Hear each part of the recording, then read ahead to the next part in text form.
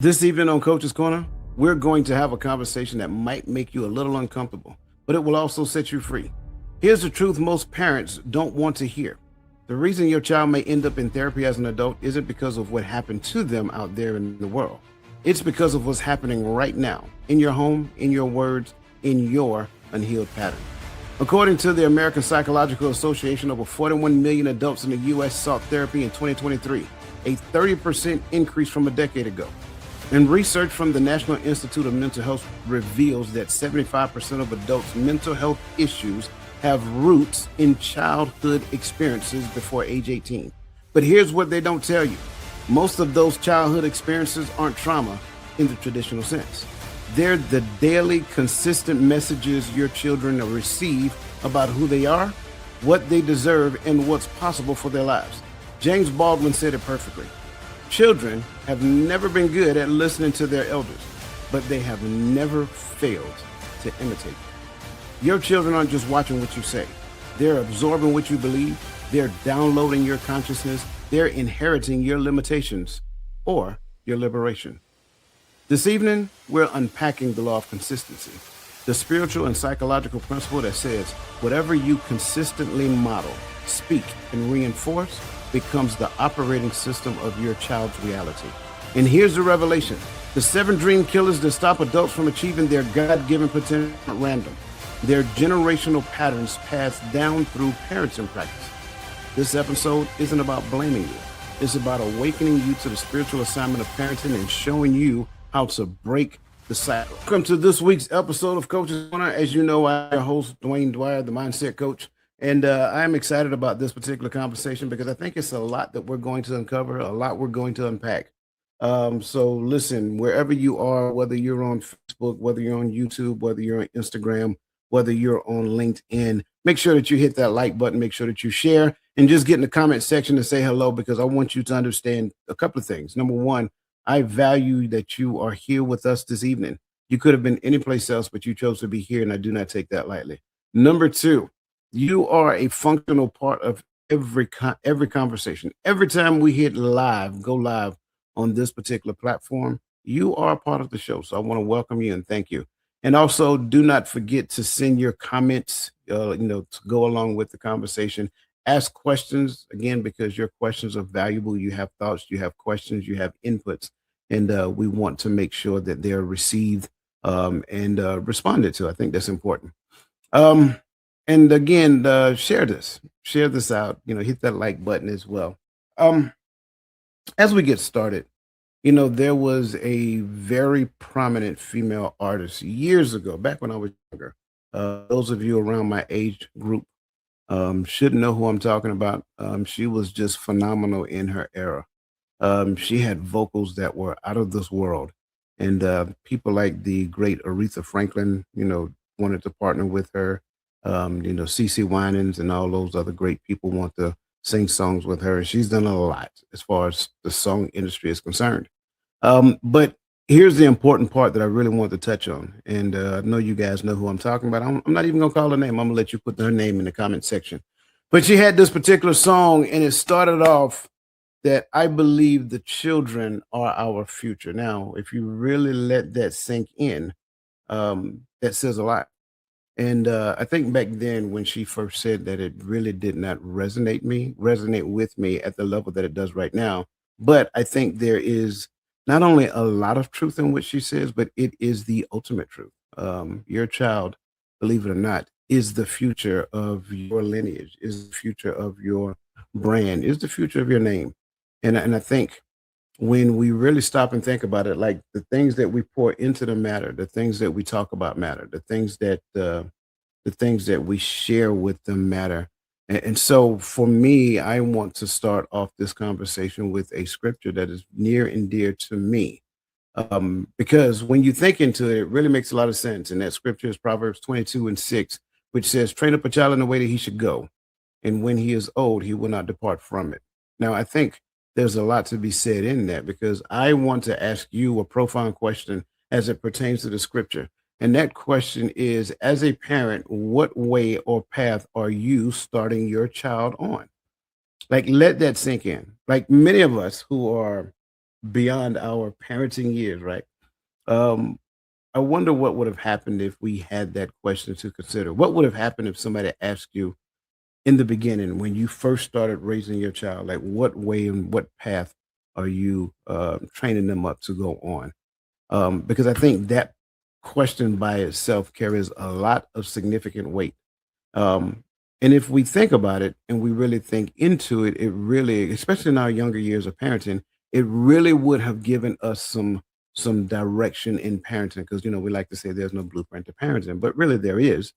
But in most cases, we don't know where to find it in that time. So that said, point number one is all about the consciousness of permission and progress. Now, I know you want to take your time and write notes, and I'm not against writing notes. Um, but keep in mind, the more you write while I talk, the more you're going to miss what is actually said. So if you want to write notes, catch the repeat, catch the replay. That way that you can capture all the notes that you want. Because I think uh, by us having this conversation is going to be very interesting. So that said, under the consciousness of permission and progression, I want to bring out a quote, famous quote by Joseph Campbell. And that quote is, "The cave you fear to enter holds the treasure that you seek." And I think that fits in just about every category. And here, the first dream killer. Now, yes, I'm going to give you 7 dream killers. They're listed throughout this conversation, and they probably are not going to be in order. So just capture them as they come. So the first dream killer is dream killer number one, which is all about waiting for permission. I say again, it's all about waiting for permission. Now, I believe you either teach your child to trust their inner guidance or seek external validation for every decision. And if you were like me initially, especially in my younger years, I sought external validation. Why? Because I wasn't really confident about this thing called life. I've always talked about being raised in the 70s and 80s. I being dark skinned in the southeastern portion of the United States, we weren't the ones, right? And I wasn't liberated until Wesley Snipes, but that's a whole other conversation, right? But it was a lot of external validation for whatever reason. And it could be because of your height, it could be because of your weight, it could be because of your skin complexion, it could be because of your intellect, it could be for a number of different things. You wear glasses, you got braces, it doesn't really matter. You seek external validation when you are not confident in who you are, in the direction in your life in which you're trying to go. And so, in that case, because we are unaware, because we don't know of any particular direction, that's generally how it works. Well, statistical data in 2022, a study published by the Journal of Personality and Social Psychology found that a raised in authoritarianism, permission based household were 60% more likely to experience decision paralysis and imposter syndrome in their careers. So I think that brings us to a place to ask certain questions like, what validations were you looking for? What type of feedback were you looking for, as a child, you as an adult right now? What type of feedback were you looking for as a child? And then my question for you is, how does that shape you into a parent today? Because the lessons that you learned in the past should move you in the proper direction for the present time and the future. But more importantly, I go this route. What permissions are you waiting for in your own life? And how is that hesitation teaching your child to wait instead of walk in faith? Now, I think this is an important question to consider, because where are you more confident and where are you more fearful? And I think by virtue of having that awareness, we can now also see where we're instilling confidence in our children, but by that same token, we may also be instilling fear as well. So again, what permission are you still waiting for in your own life? And how is that hesitation teaching your child to wait instead of walk in faith? Like waiting for permission for that next major career move where you're feeling drawn and pulled to? Are you waiting for permission to start that business? Are you waiting for permission to step out of your comfort zone and do something that is liberating and more profound to you? So, something that you should consider. And again, keep in mind you're teaching it to your children as well. Dream killer number two. is all about confusing motion with progress. This was a huge one, right? Because I always say it's a big difference between busyness with a Y and business with an I. And a lot of times we confuse busyness with business. So again, confusing motion with progress. Now, also believe when we look at praising busyness over intentionality, create adults who are always moving but never arriving. Let that sink in for a second. Praising busyness over intentionality. What does that really mean? Just because you see people doing things does not necessarily mean the things that they're doing have a prescribed destination.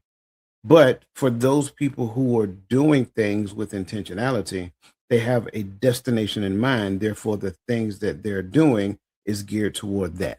So we have to be consciously aware of those things. Research from Stanford Institution shows that children praise for effort without outcome evaluation are 40% less likely to set and achieve measurable goals as adults. Let that set in. Children praise for effort without outcome evaluation are 40% less likely to set and achieve measurable adults. So you mean to tell me, according to the statistical data, that everybody getting a trophy was never a good plan? Absolutely. That's exactly what it is. So then my question to you is if your child's calendar reflects their true calling versus just being busy, what would need to change today? Now, I get it. Somebody right now is asking, well, how am I going to know what my child is called to do? Well, what is the thing that they're leaning more towards? What is the thing that excites them? What is the thing that is drawing them near? What is the thing that captures their attention the most? I think that kind of puts things into perspective as opposed to me saying, oh, well, you're going to play basketball. Then after playing basketball, you're going to play football. Then after football, we're going to go and we're going to play soccer, right? So throughout the entire calendar year, my poor little child is doing this and doing that and doing this. And don't get me wrong, discovery is an amazing thing. And sometimes we don't discover that we like a thing until we try the thing. But even in the midst of these three things, if they decide, say, hey, I want to play football, I really like football, blah, blah, blah, blah, blah. The only way they're going to get really good at this football thing is by me removing the basketball and the other thing off of their plate. So now they get to focus their attention there. So now they can get a honest assessment on their behavior as it pertains to doing that thing. And so I think in all actuality, the perfect shift is that we teach our children to discern God's voice within them, not to wait for the world's permission. Now, I'm sure you're asking, well, how can I teach my child to discern God's voice if I myself have not yet learned to discern God's voice? It's a very good question. And I'll be more than happy to talk to you about that as time goes on. And again, I invite you to actually participate more with the community because we talk about, things of this nature. And also, I also want to say this piece as well by as I finish this banner. Teaching children to measure progress by transformation, not just activity, is an important thing, which means you have to sit down and talk with their child, with your child. Find out in their minds how are they doing at this particular thing. It's not just showing up, it's like how you're showing up. What type of effort that you're putting out, and do you receive the appropriate level of feedback? Sure, coaches give on-site evaluation. And again, I'm just talking about athletics right now. But what if your child isn't into athletics? What if your child want to be in the chess club? What if your child, want to be a part of the debate? Whatever that looks like, it doesn't really matter. Whatever they decide that they want to do, empower them to do that, and then be an active part of their growth and development within it.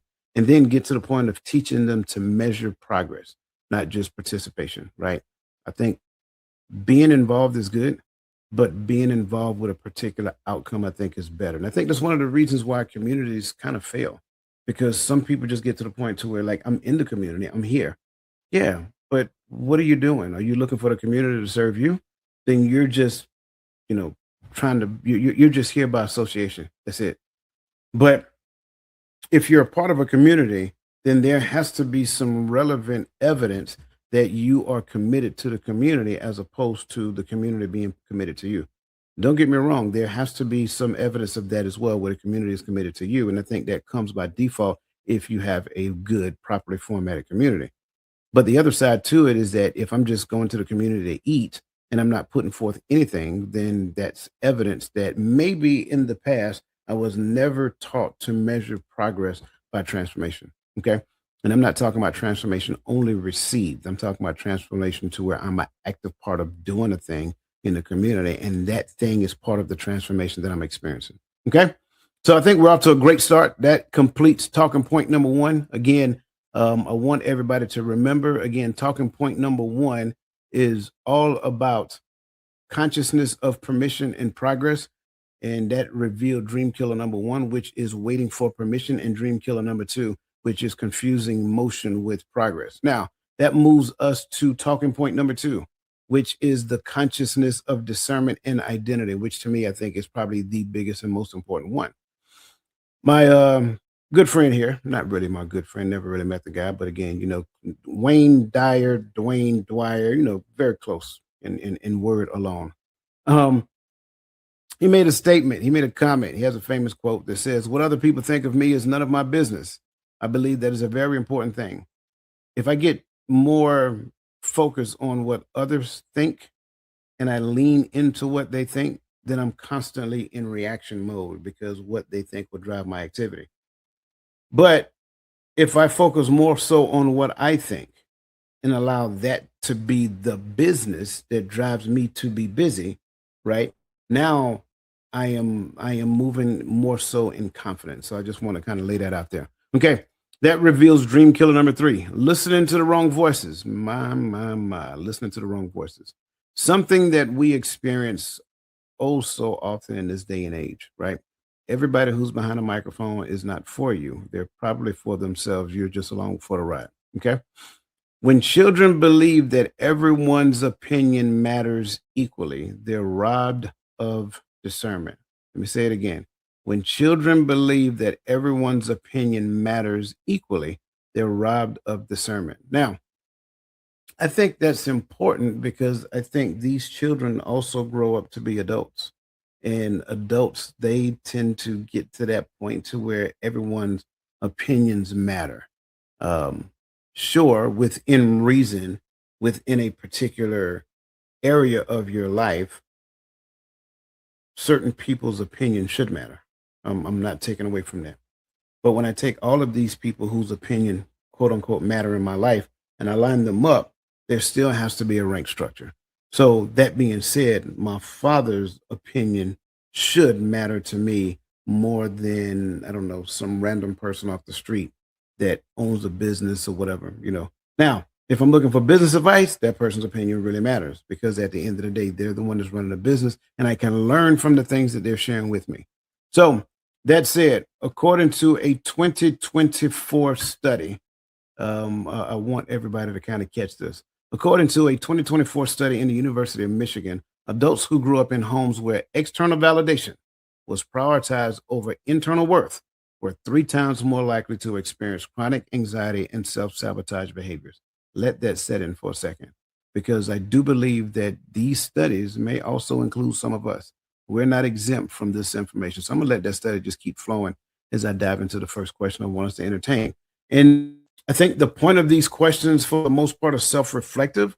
So you can put an answer or put a response or a thought based upon these questions, right? Do not be held handicapped to having the right answer. I think that's something that we do a very bad job at doing.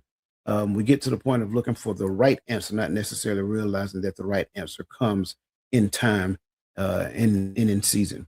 So, whose voice are you allowing to shape your decisions? And are those the same voices you're teaching your child to listen to? I'll say that again. Whose voices are you allowing to shape your decisions? And are those the same voices you're teaching your child to listen to? Um, Very, very interesting thought to go along with that. I think in the scope of doing things the right way, parents' voice should be the most important voice that children listen to. grandparents' voice, although some grandparents believe that their voice should matter in their grandchildren's life more than the parents' voice. That's not a true statement. Grandparents' voice should be to either coincide with the parents' voice or to kind of add to what the parents are actually saying. Okay. Now, who is more profound in the parent's life in the direction of the child? I'll say it again. Who is more profound in a parent's life in the direction of the child? That becomes an important piece for the child to understand that their voices matter, but their voices should not matter over the parent's voice. Okay. So that takes us to dream killer number 6, not believing you deserve it. Now, I do understand that this has been a very hot topic and a very hot talking point over the years, talking about what we deserve and not necessarily knowing what we should deserve versus what we shouldn't deserve. Then we kind of conflate that with just moving into the realm of entitlement and say, well, I deserve everything.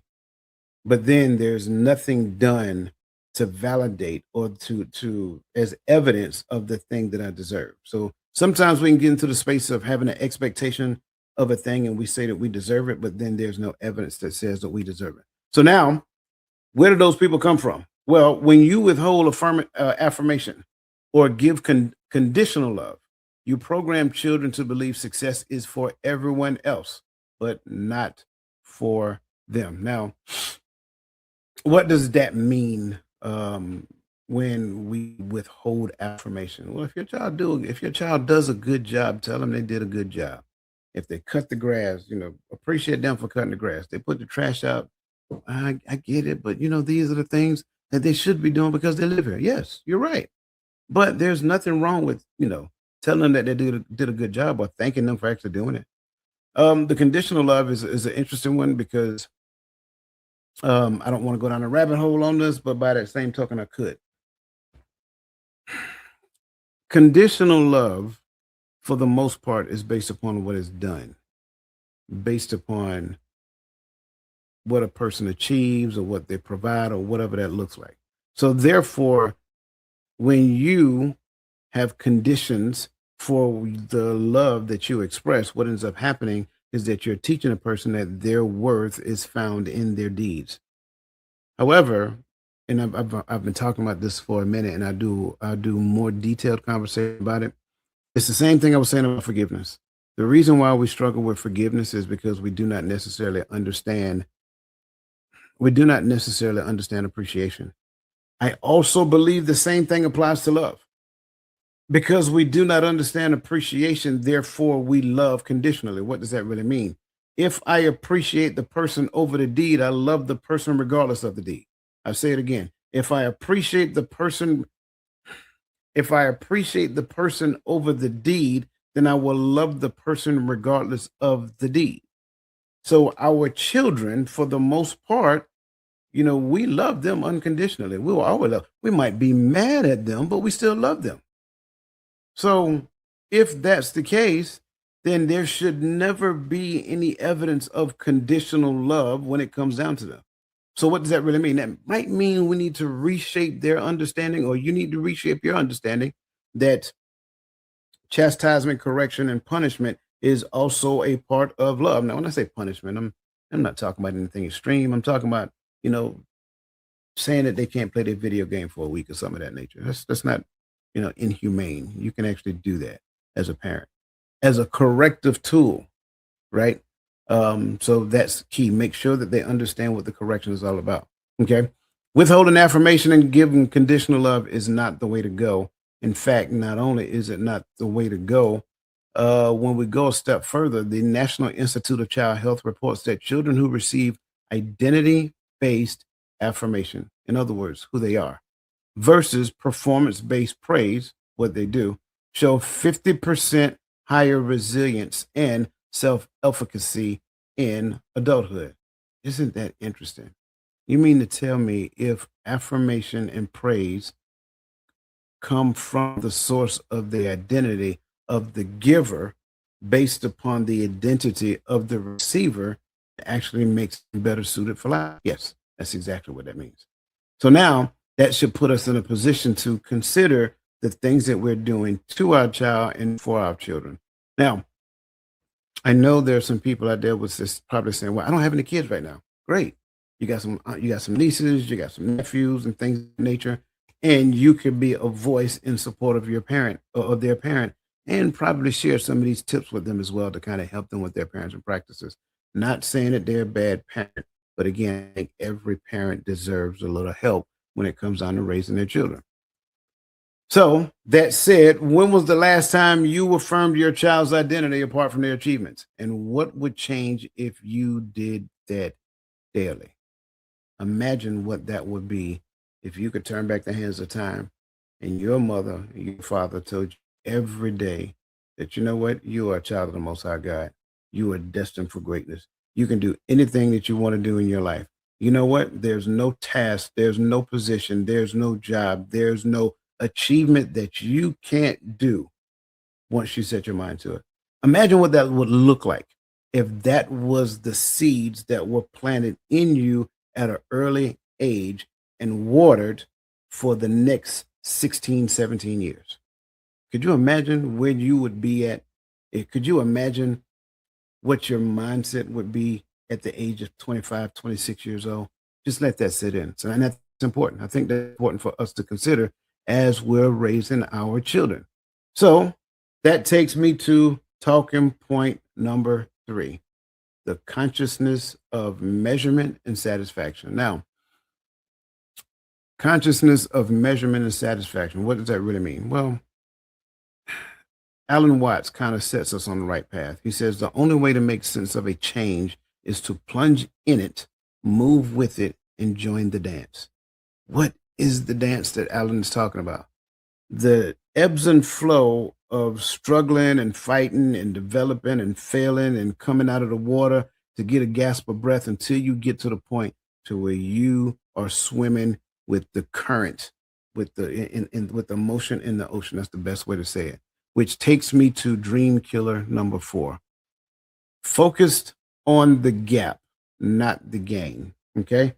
I say again, focus on the gap and not the game. Well, I think when we really stop and think about the whole focus on the gap and not the game piece, I think we can consider some things that we've been through in our life. Like, how many of us done something new, and then we were so focused on the fact that these people are more qualified than me. I don't I've never done this before, or this is how I feel while doing it. I don't think I'm equipped.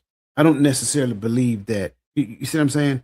All of these things tend to play in your mind.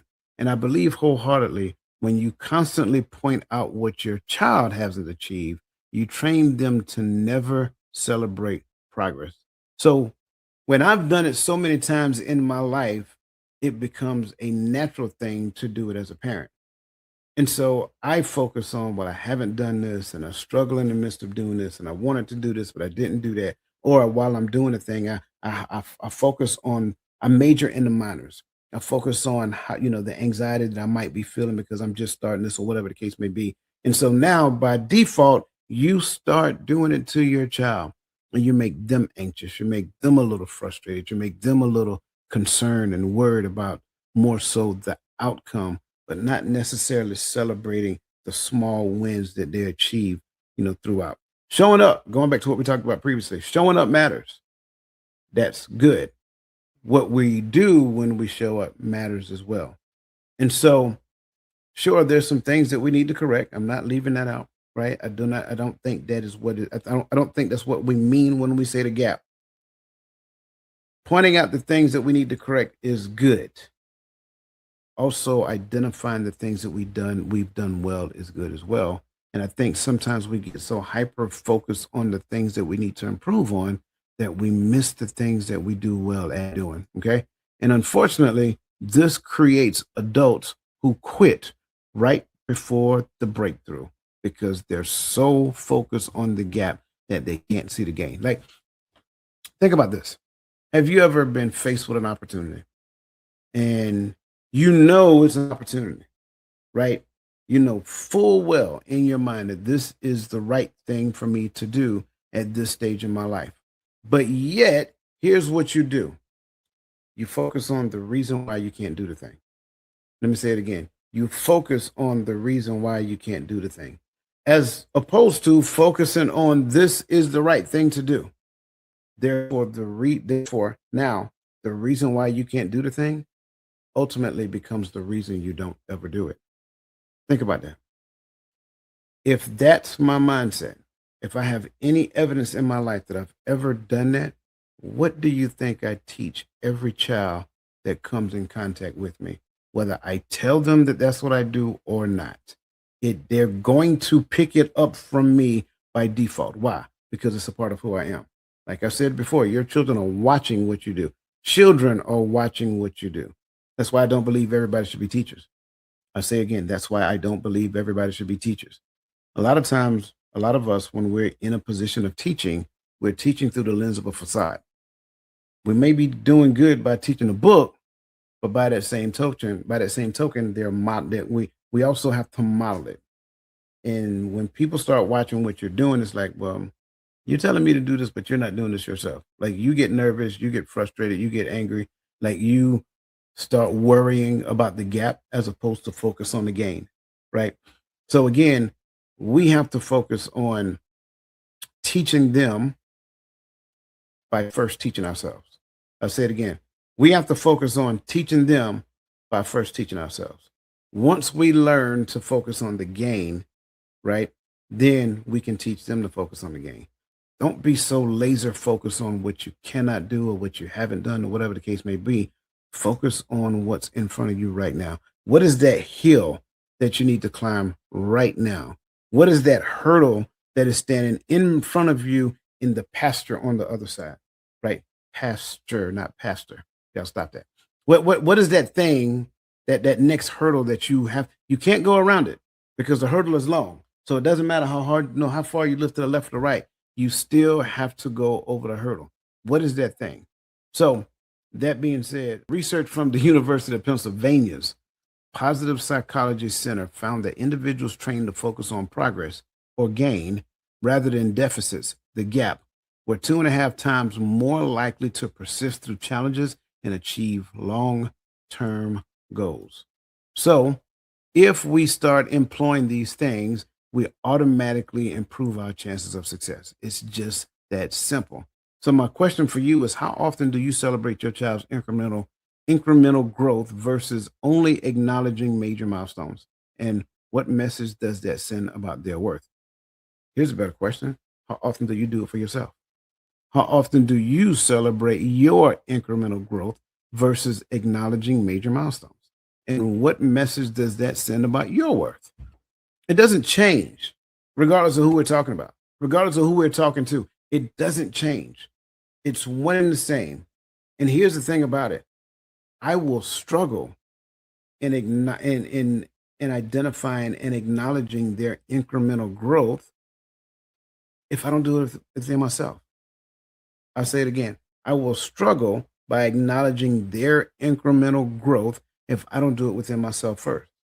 If all I do is focus on major milestones and then I run out of gas before I achieve the milestone and quit, I am teaching them to do the exact same thing. So I just kind of want to share that with you because I also believe that in order for you to change that, you have to celebrate how far they've come by first celebrating how far you've come, not just how far they have to go. You never lose sight of that, but you never wait until they get all the way to that destination. So you teach them that transformation is measured in progress, not perfection, but you have to first learn that yourself. Transformation is measured in progress, not perfection. Okay. That takes us to um, talking point number 4. I think I said talking point number 4 was dream killer number 4. That takes us to talking point number 4. Talking point number 4 is the consciousness of interdependence and community. By far, one of my favorites. If you want to go fast, go alone. If you want to go far, go together. I love this because if I can add like a sub verse to this. It's not just go, right? But it's participate as well. So if you want to go fast, well, you're the only person that's participating, right? If you want to go far, it's multiple people who are participating for the same purpose. And it doesn't change. It doesn't matter what your community looks like. So that's it. Dream killer number 5, trying to do it alone. We think we're on our own island. I am the captain of me, right? If you want it done right, you got to do it yourself. No, no, no, no. Some of the things you were not destined to do. Some of the things you aren't called to do. That's why you need people like mentors, coaches, and community. When you teach independence as isolation, you create adults who believe asking for help is weakness. Now, I won't put nobody out there, so I'm gonna put myself out there first. I really did believe this at one point in time when I was younger because these were the things that I was telling. These were the things that I was told. You should not depend on anybody to do anything for you.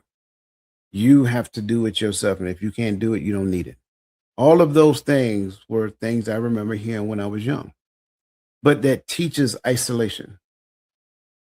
And that's not necessarily a good thing, right? Independence as isolation is a very dangerous thing. It's an island that you be on that you're going to find yourself on. You're going to encounter some things in your life to where you're going to be challenged on an individual level. And then you're going to want or need somebody to talk to, and you're not going to necessarily have a person there that can actually listen to the things that you're. Let's not even look at it like that. Let's look at it from a larger scale, a more positive scale. Let's look at it from a standpoint that you really want to do a thing. You really feel as though you're called to do something big. And I've always said that if we're talking about the calling is too big for one person to do. So if that part is true, then who do you have in your corner that you can actually call on to kind of help you do that? Because every dream achiever in history had mentors, coaches, and community. And it's not major dreams we're talking. I'm not talking about creating Apple computer, or I'm not talking about creating the self-driving vehicle. I'm not talking about stuff like that. I'm talking about things that you are called to do, whether it's creating a large community out there that serves different people, or whether it's just creating like an outreach group that goes around and talks to people, whatever that looks like. I think it's important for us to understand that we cannot and should not do it alone. Why? Because isolation is the enemy of elevation. I say it again. Isolation is the enemy of elevation. And to go along with that, a 2023 study from MIT's Sloan School of Management found that individuals who actively sought mentorship and community support were 5 times more likely to achieve career advancement and personal growth than those, I'm sorry, personal goals than those who operated in isolation. Like, let that set in. What if even from where you are right there, I don't care if you're in your 30s, your 40s, your 50s, or 60s, whatever, it doesn't really matter. But from this point going forward, what if you knew that you were 5 times more likely to achieve the degree of success that you want to achieve? Wouldn't that, isn't that just enough to make you do something different than what you decided to do prior to? Isolation is the enemy of elevation. Okay. And in conjunction with that, the American Psychological Association reports that social isolation increases the risk of premature death by 29%, comparable to smoking 15 cigarettes a day. Put that in your pipe and smoke it. Sorry, nope, I was joking. That was a joke. But yeah, let that sit in for a second. We don't necessarily realize in most cases because of all of the things that's going on today in this world. Like we are social creatures. We were created to be social creatures. Now we just have to be more strategic about those people that we socialize with. I think that's important, right? But some of us compromise our dreams simply because we do not have social influence or we don't have social interaction that moves us in the direction that moves the needle more positively in our favor. So, what dream are you still trying to achieve alone? And what would become possible if you invited the right people into your process? Got a better one for you. What if you teach children how to do this early in life, and then they grow up to be adults who do not practice isolation, but they practice collaboration. In fact, collaboration is part of their identity. I say it that way. And every feedback you get from school and things of that nature, teachers are praising them for their identity, for their ability to kind of pull people in to work on projects. Wouldn't that be an awesome thing to hear about your child, about your grandchild, whatever the case may be? But then it goes a step deeper.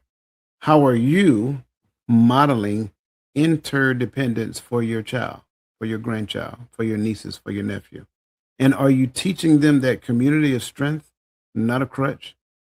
In fact, what does that really mean? Are you teaching them to participate in community, not to extract from community? See, I think that's the major cancer that we have going on that we don't spend enough time talking about. See, we talk about the other things that are more obvious and glaring. But what will happen if everybody in a community, let's take our community for a second. What will happen if everybody in our community took an active role, not just show up? Don't get me wrong, I appreciate everybody who show up. That's to me, I think that's noble. I appreciate that. And I'm really and truly touched. But what will happen if everybody who showed up actually had an active role in doing something? Whatever that something is, right? What if you did something? Wouldn't that feed the community? And then in turn, wouldn't that make the community more advanced and in a space to help not just everybody in the community, but attract more people to the community because they see the community is its own self-licking ice cream cone. It feeds itself. It keeps evolving. It keeps growing. That is really what an environment, an ecosystem in an environment is all about. One thing feeds another, which feeds another, and it continues to grow and expand in that nature, which is in essence what a community is supposed to be. So now, what we have to do is learn how to model asking for help. Show your children that strength isn't doing it alone, it's knowing when to invite others into your journey. Model. I say it again, model it. In other words, have you adopted this mindset that strength isn't doing it alone? It's knowing when to invite others into your journey. How many people have you invited into your journey? Going back to what we talked about previously, invited them into your journey from a coaching standpoint, from a mentor standpoint, from a community standpoint. Do I have in my mind that everything I need should be given to me, or regardless of what it is or what it costs me, what sacrifice I have to make for it, I am willing to do so because the thing along my journey is more important than the thing that I'm holding on to right now. In fact, I go a step further. Part of the journey is learning how to let go of what you're holding on to in order for you to get what's at the next stage. That's kind of like what the whole concern was about Moses and Isaac. Moses had to get to the point to where he was willing to give up the thing that he loved the most to prove that he loved God more than anything. And then by virtue of that, not only did he not have to give up his, his son, but he got more in return. We don't necessarily realize that the law of sacrifice is one of the biggest things that is preventing us from seeing what's in the promised land. So just let that sink in. Okay. That takes us to talking point number 5, the consciousness of sacrifice and stewardship. Now, I think it's important for us to understand this by Henry David Thoreau. The price of anything is the amount of life you exchange for it. Wait a minute. Wait a minute. You got to let that set in. The price of anything is the amount of life you exchange for it. Trust and believe. Everything has a price. We may not see it that way. We may try to find ways to circumvent certain things, move around it, sidestep it, dodge it, whatever the case may be. The price of anything is the amount of life you exchange for it. You have exchanged your life, a portion of your life, for some things. I give you a perfect example. The price that I paid for my retirement from the Army cost me 24 years of my life. It's not just 24 years of my life, cut blank, whatever. It is also included in that some of the mental, physical, psychological, emotional things that I went through over those 24 years. You have to ask yourself, is the thing that I really want, what is it going to cost me?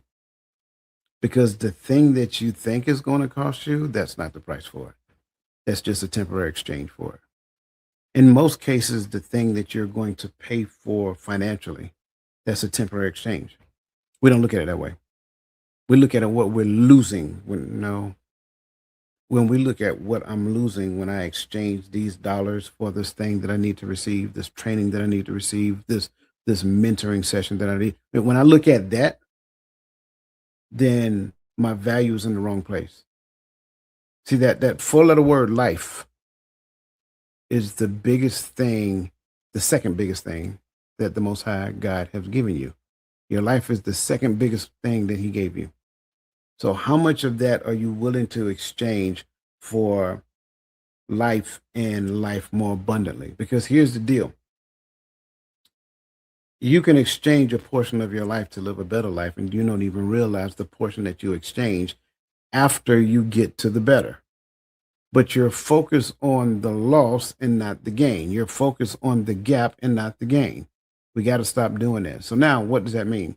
We are not willing to pay the price for the thing that we say we want. We want it for free. We want somebody to give it to us. We want somebody to gift it to us. We want somebody to feel so sorry for us that they just say, hey, just take that. And we raise children who have that same mindset. Can I have, can I have, can I have, can I have, can I have? Well, I'm a little different. I love kids. I really do. And when kids come to me and say, can I have, can I have, can I have, can I have, can I have? Depending upon how old they are, I always work out a deal with them. Exchange. Now, the exchange might be a hug, but at least it gets them in the mind for an exchange. So now, if you want that, come on, give your uncle a hug. All right, go and get it now. Right? If they're older, I need some work. I got some work I need you to do. Right? And again, it's just a lesson. Don't just look for the thing for free. Because when you have that mindset, you're going to grow up in life and you're going to either expect it for free or at a discount. So when you shield your children from discomfort, failure, or sacrifice, you rob them of resilience. Dreams require a price. And if you don't teach them that, they'll quit the moment it gets hard or it exceeds the price that they're willing to pay. I say it again. Dreams require a price. And if you don't teach them that, they'll quit the moment it gets hard or the price exceeds what they're willing to pay. So now the question that we have to entertain is, where is my hard limitation and where is my willing limitation? Because once I define that, I have now put a cap on my dream. And a lot of times, this line here, hard and willing, our dream exists someplace up here. That's really how life works, I believe wholeheartedly. Now, I didn't write the book on life, but I've been around for a minute and I've seen some things and I've been to some rooms and we had some talks. And this is one of the biggest things we talk about. Imagine teaching this to your child at a young age. Lessons that adults are spending thousands for in one sitting. Adults who really are tired of having a cap on their life. Not a cap that anybody else put on it, but a cap that they themselves impose. Oh, wait, there's more. It's not just the cap that they impose, it's the cap that their parents have predestined for them before they even got started in their adult years. It's that serious. According to a 2024 longitudinal study from Stanford University, children who were allowed to experience age appropriate failure and consequences showed 68% higher grit and perseverance in adulthood. In other words, they were 68% more inclined to push through the perceived pain. Let that sit in. How much pain have you endured for the thing that you say that you want? And then say, you know what, this is just too hard. I can't do it. And then next thing you know, some friends come around and say, hey, you still doing that thing that you was doing? Yeah, it was too hard for me. I just decided not to do it anymore. Hmm. It didn't work for me. Yeah, I know, Tamika and Tyrone had some great success with it, but it just didn't work for me. And I wonder, did it not work for you or did you not work for it? That's always the question that I tend to ask because at the end of the day, if we don't think that deep into it, we will miss ultimately the big picture. Research at the University of California, Berkeley found that adults raised in helicopter parenting environments are 3 times more likely to struggle with anxiety. How low frustration tolerance and inability to cope with setbacks. Like it doesn't fail. You got to let them fail a little bit. You got to let them learn, and it's not just failing, but it's also teaching them the lesson that failure is trying to teach them at that level. And a lot of times we do not do it. We have not embraced it. We have not employed it, and then a lot of times end up struggling simply because at the end of the day, we don't have the grit to push through. So the question becomes, what sacrifice are you unwilling to make for your own calling? And how is that teaching your child that comfort is more important than purpose? Let that sit in for a second. Do you know how many times I talk to people and they want to do a thing and they just talk themselves out of it?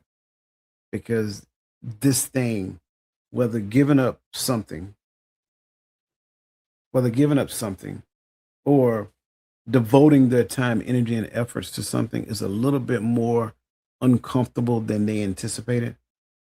It's supposed to be more uncomfortable than you anticipated. Because if you could anticipate the level of comfortability, then only thing you would do is go around and find the things that fit your level of comfort and then do that. And then hopefully something will work out. Why would we not take a chance on us? Like, let that sit in. Why would you not take a chance on you, the life that you want to live?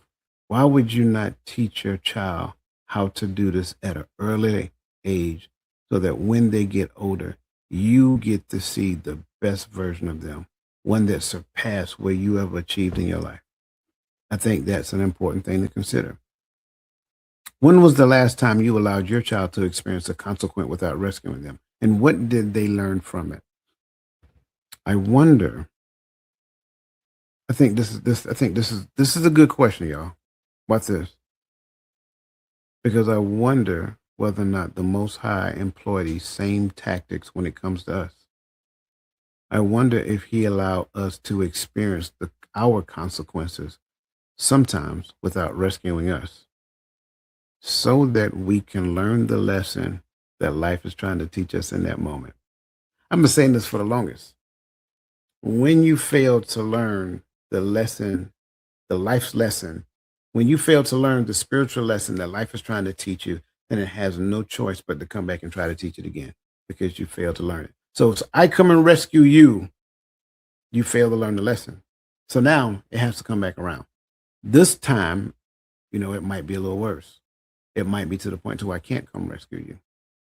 Sometimes we put ourselves in compromising situations, and those situations reveal lessons to us. Well, what if we teach our children how to deal with those consequences at an early age? I think that would be ideal. So, ideal, I'm sorry. So, let your child struggle, let them fail, let them learn that the dream is worth the price and that you believe in their ability to pay it. Because here's the reality of the truth. I believe that for each and every person that is listening to us right now. I believe that your life is worth the price that it's requiring for you to pay. I also believe and I have the hope that each and every last one of you will do so, right? Listen, for those of you who, I'm on this side, I'm sorry. For those of you who scanned that QR code already and gifted to this community to the show. I want to say thank you. I greatly appreciate you. You guys are awesome. And again, everything that we receive here, we give right back into the community in the form of developing shows, hosting different type of webinars, creating something for you guys to actually show off, to kind of expand and grow the community. Again, I keep stressing, your life is worth it. Stop shortchanging yourself by allowing the little bit of request. Like I really do believe that it's small compared to the outcome. The little request that life is making on you right now, I think is small compared to the overall outcome. So here's the deal. I am hopeful for every person under the sound of my voice. I believe that your life is so much like you may have a great life. I'm not saying that you don't, but imagine what it could be like if you just take that next step, that next hurdle, right? And experience what the best of what God has to offer you. So that being said, listen, greatly appreciate you guys. It's been as always, it's an honor to talk with you and sharing conversation with you. Again, hit like, go back and listen to the replay again, capture these points, capture these dream killers, because at the end of the day, I do not believe that I don't believe they should go in vain. I think you will get a lot from them. And again, teach them to your kids, teach them to your grandkids, teach your grandkids through your kids, teach them to your kids, teach your grandkids through your kids. And man, just watch how they just capture these lessons and just grow. So that being said, you guys are awesome. Again, let the best version of yourself be a blessing to somebody else. And we will talk with you soon next week on Coach's Corner. Do your thing. Fresh out the house, got the beat on suicide as I ride up and down Martin Luther King Drive. Standing tall, looking down on the bloody boy, snitching all day. I look